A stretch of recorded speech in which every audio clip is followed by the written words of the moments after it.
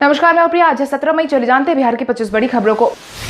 बिहार में कोविड-19 प्रभावितों की संख्या में तेजी से हो रहा है इजाफा। बिहार में कोविड-19 प्रभावितों का आंकड़ा लगातार बढ़ता ही जा रहा है। बीते दिन स्वास्थ्य मंत्रालय द्वारा जारी किए गए चौथे अपडेट तक 145 नए मरीजों की पुष्टि की गई है, जिसके बाद बिहार में प्रभावितों की कुल संख्या 1178 हो गई है। पाए गए मामलों के प्रभावित जिलों की बात करें तो भागलपुर में 5, गोपालगंज में 8, औरंगाबाद में 4, नालंदा में 1, मुंगेर में 3, बेगूसराय में 7, खगड़िया में 2, कटिहार में 5, मुजफ्फरपुर में 2, शिवहर में 1, जहानाबाद में 1, पूर्णिया में 17, नवादा में 9, वैशाली में 3, मधुबनी में 20, ईस्ट चंपारण में 1, जमुई में 9, समस्तीपुर में 13, पटना में 6, बांका में 18, भोजपुर में 6, कैमूर में 1, लखीसराय में 1 और सिवान में 2 मामले पाए गए हैं। बांका जिले में एक साथ मिले 18 कोविड-19 पॉजिटिव। बिहार में कोविड-19 प्रभावितों की संख्या लगातार बढ़ती जा रही है। वहीं बांका जिले में भी एक साथ 18 नए मामले सामने आए हैं, जिसके बाद बांका में 32 मामले कुल मिलाकर अभी तक पाए गए हैं। मगर बीते दिन पहले अपडेट में संजय कुमार के द्वारा जारी किए गए में यह बताया गया है कि एक दिन में सबसे ज्यादा 18 मामले सामने आए हैं, जिसमें से ज्यादातर प्रवासी मजदूरों में संक्रमण पाया गया है। जिसके बाद स्वास्थ्य मंत्रालय प्रवासी मजदूरों के ट्रैवल और कॉन्टैक्ट हिस्ट्री की जांच करने में लगी हुई है। हालांकि स्वास्थ्य मंत्रालय ने यह भी साफ कर दिया है कि जिन भी लोगों में कोविड-19 पॉजिटिव पाया गया वह फिलहाल सभी के सभी आइसोलेशन सेंटर में रह रहे हैं। इससे बाकी सभी लोगों में संक्रमण की आशंका थोड़ी सी कम हो गई है। शिक्षकों के लिए स्कूल और कोचिंग खोलने का दिया गया आदेश। बिहार में शिक्षकों के लिए स्कूल और कोचिंग खोलने का आदेश जारी कर दिया गया है, जिसकी जानकारी कमिश्नर संजय अग्रवाल ने जारी की है। जिसके तहत उन्होंने कहा है कि पटना प्रमंडल के सभी जिलों के स्कूल और कोचिंग संस्थान को खोलने का आदेश जारी कर दिया जा रहा है। हालांकि उन्होंने यह भी साफ कहा है कि स्कूल और कोचिंग संस्थान में स्टडी मटेरियल तैयार करने और ऑनलाइन पढ़ाई कराने के लिए स्कूल और कोचिंग संस्थान खोले जा रहे हैं। पटना कमिश्नर ने स्कूल प्रबंधन को कहा है कि study material WhatsApp, email, portal के माध्यम से ऑनलाइन छात्रों तक पहुंचाया जाए। यह भी साफ कर दिया गया है कि स्कूल फिलहाल छात्रों के लिए नहीं खोले जा रहे हैं। ऑनलाइन क्लासेस हेतु स्टडी मटेरियल तैयार करने के लिए सभी टीचर समिति स्कूल जा सकेंगे। पटना में कोविड-19 प्रभावितों की संख्या पहुंची 100 के पार। पटना में कोविड-19 प्रभावितों की संख्या 100 के पार पहुंच गई है, जिसके बाद बढ़ते मामलों को देखते हुए पटना में 18 कंटेनमेंट जोन बना दिए गए हैं, जिसके तहत खाजपुरा बिजली गली, पाटलिपुत्र अंचल, चाणक्यपुरी मछली गली, राजा बाजार, आलमगंज थाना मोहल्ला, माखनपुर ईदगाह, अजीमाबाद अंचल, अशोक टावर मछली गली, शास्त्री नगर, बीपीएससी रोड के पास अवस्थित slum area, Pataliputra colony, house number 101, road number 1, Pataliputra colony, Jakkanpur, Girirajpati Pratima apartment के पास, Rajiv Nagar road number 4, finance department colony, Shastri Nagar, Durga Ashram गली, प्रेम भवन के पास, Shastri Nagar, Sampatchak road number 3, Shivnagar bypass road, Khemni Chak bypass, Patna हवाई अड्डा थाना, BMP 14, Chandra Vihar colony, road संख्या 25, आशियाना दीघा रोड, राजीव नगर थाना के पास, पहला टोला, धनौत मानसरोवर अपार्टमेंट, मीठा कुमार रोड थाना, नौबतपुर बिरला कॉलोनी, फुलवारी गुमटी, शुंभकुंडा पंचायत नवती, एफसीआई रोड थाना, रूपसपुर प्रखंड, दानापुर, ग्राम महाराजगंज, बदलापुर पंचायत क्षेत्र थाना, नौबतपुर पश्चिमी जिला, जजेस कॉलोनी, आरपीसी मोड़ थाना, रसूलपुर प्रखंड, दानापुर देखा जामखारी मोहल्ला। मुख्यमंत्री नीतीश कुमार ने की सभी प्रवासियों से पैदल सफर नहीं करने की अपील।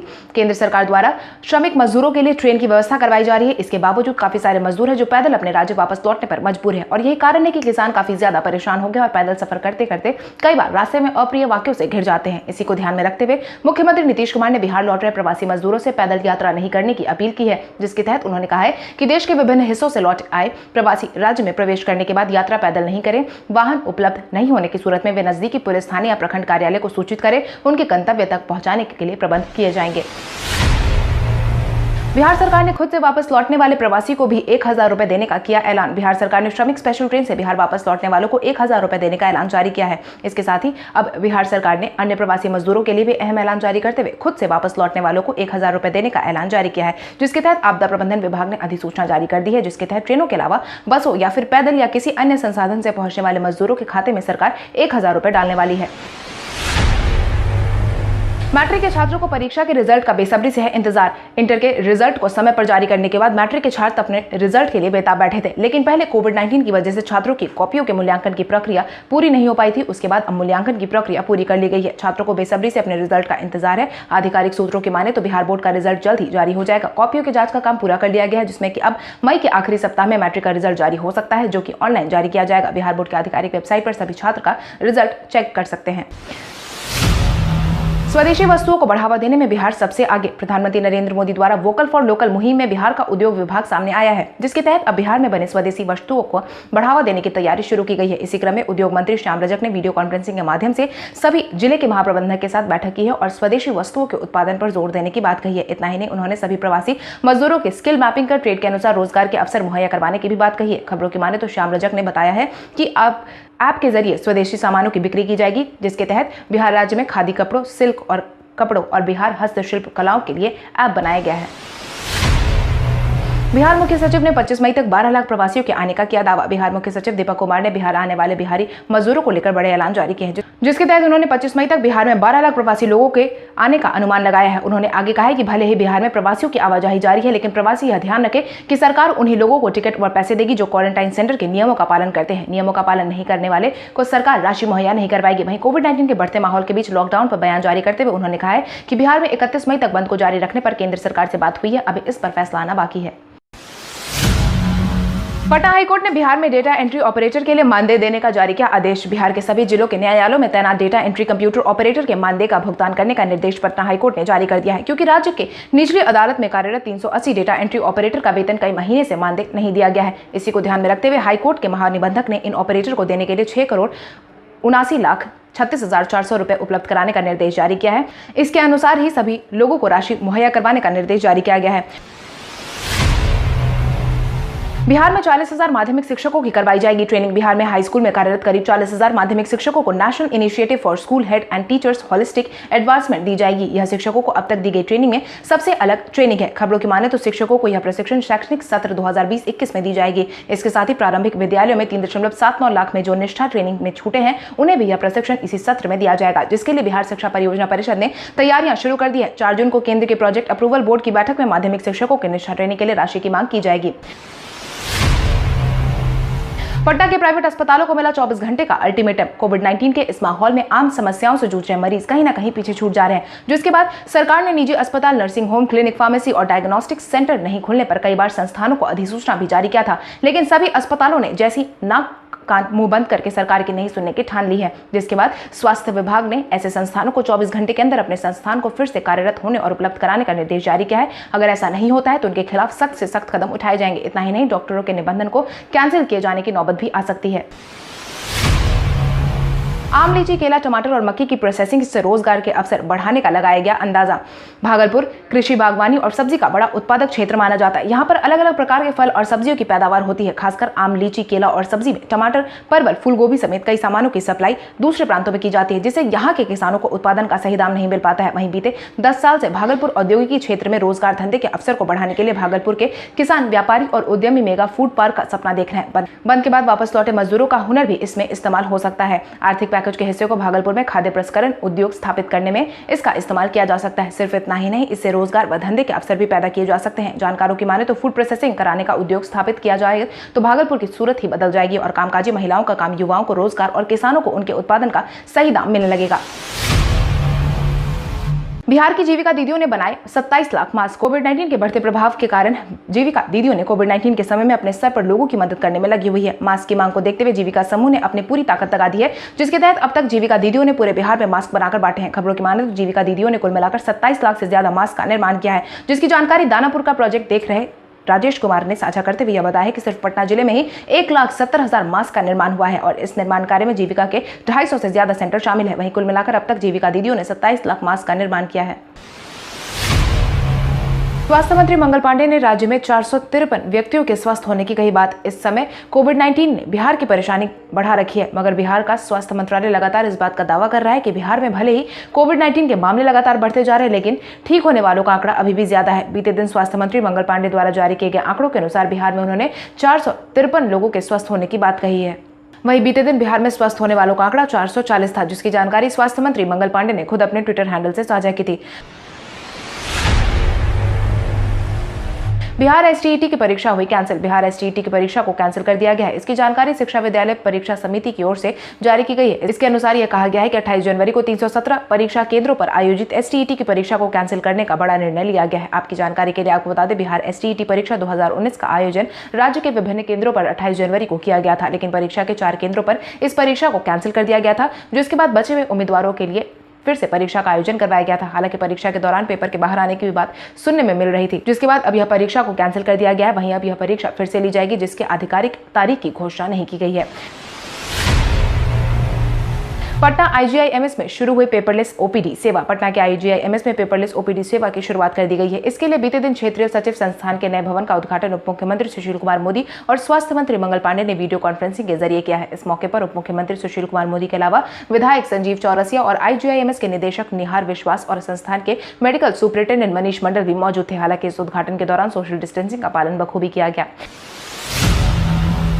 बिहार के क्वारंटाइन सेंटर में मिलेगा 2 टाइम का पौष्टिक खाना। बिहार के क्वारंटाइन सेंटर में बार-बार खाने को लेकर शिकायतें सामने आ रही हैं। वहीं प्रवासी मजदूरों के लिए प्रखंड से लेकर पंचायत व गांव स्तर पर बने क्वारंटाइन में प्रबंधन विभाग ने आदेश जारी करते हुए रोजाना दिए जाने वाले खाने की रिपोर्ट मांगी है, जिसके तहत प्रधान सचिव प्रत्यय अमृत की ओर से भेजे गए पत्र में किसी भी कीमत पर बासी खाना नहीं दिए जाने को कहा गया है। खाना सहित प्रवासी श्रमिकों को होने वाली किसी भी परेशानी से संबंधित शिकायत मिली तो अधिकारियों को चिन्हित कर उनके खिलाफ सख्त से सख्त कदम उठाए जाने की बात भी कही गई है। वहीं अधिकारियों ने सुबह का नाश्ता देने का भी आदेश जारी किया गया है। पटना प्रमंडल ने नेत्र अस्पताल समेत कई दुकानों को खोलने का जारी किया आदेश। आज से पटना प्रमंडल के जिलों में सभी तरह की पुस्तकों, स्टेशनरी की दुकानों के साथ चश्मे की दुकान भी खोल दिए जाएंगे। प्रमंडलीय आयुक्त संजीव कुमार अग्रवाल ने पटना प्रमंडल के सभी जिला अधिकारियों को इस बात की जानकारी दे दी है। इसके तहत आज से सभी जिलों में स्टेशनरी और चश्मा की दुकान के साथ नेत्र अस्पताल भी खोल दिए जाएंगे। हालांकि आज से खुलने वाले सभी दुकानों को साफ निर्देश देते हुए हफ्ते में 3 दिन खोलने का ऐलान जारी किया गया। वहीं दुकान संचालन के दौरान दुकानदारों को सोशल डिस्टेंसिंग के प्रोटोकॉल का भी खास ध्यान रखने को कहा गया है।